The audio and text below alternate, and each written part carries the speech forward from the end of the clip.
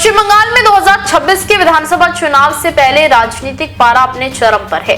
मुख्यमंत्री ममता बनर्जी ने केंद्र सरकार और गृह मंत्री अमित शाह के खिलाफ सीधा मोर्चा खोलते हुए गंभीर आरोप लगाए हैं। विवाद की शुरुआत गुरुवार को ममता बनर्जी की चुनावी रणनीति से जुड़ी संस्था ईपैक के ठिकानों पर हुई ईडी की छापेमारी से हुई, जिसने एक बड़े संवैधानिक और राजनीतिक संकट का रूप ले लिया। 9 जनवरी को कोलकाता में एक विरोध रैली को संबोधित करते हुए ममता ने दावा किया।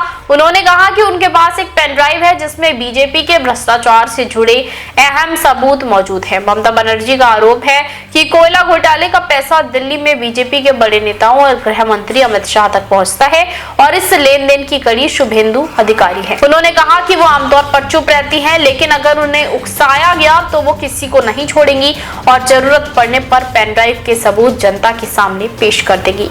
कोलकाता में ममता बनर्जी सड़कों पर उतरी, वहीं दिल्ली में टीएमसी के सांसदों ने मोर्चा संभाला। डेरेक ओब्रायन, महुआ मोइत्रा और कीर्ति आजाद समेत कई सांसदों ने गृह मंत्री अमित शाह के कार्यालय के बाहर प्रदर्शन किया। दिल्ली पुलिस ने इन सांसदों को सड़क पर घसीटते हुए हिरासत में लिया। ममता बनर्जी ने इस कार्रवाई को लोकतंत्र की हत्या और वर्दी का अहंकार बताया। उन्होंने आरोप लगाया कि बीजेपी राजनीतिक लड़ाई हार चुकी है, इसलिए पुलिस और केंद्रीय एजेंसियों का सहारा ले रही है।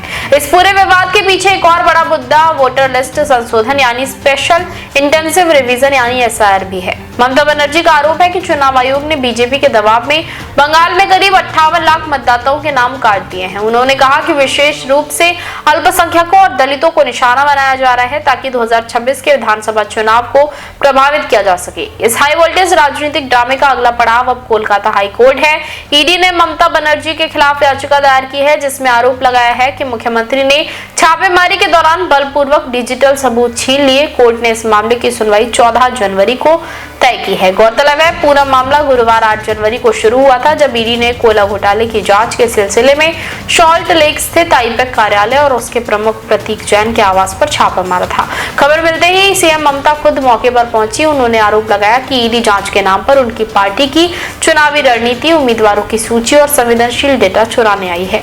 मुख्यमंत्री वहां से कुछ फाइलें और हार्ड डिस्क अपने साथ ले गई, जिसे ईडी ने सबूतों की लूट और जांच में बाधा बताया है। फिलहाल कड़ाके की ठंड के बीच बंगाल का सियासी माहौल बेहद गर्म है। अब देखना ये होगा कि इस मामले में आगे क्या मोड़ आता है और इसका असर 2026 के विधानसभा चुनाव पर कितना गहरा पड़ता है। देश विदेश की तमाम बड़ी खबरों के लिए देखते रहें किनी टाइम्स। वीडियो को लाइक करें, चैनल को सब्सक्राइब करना ना भूलें।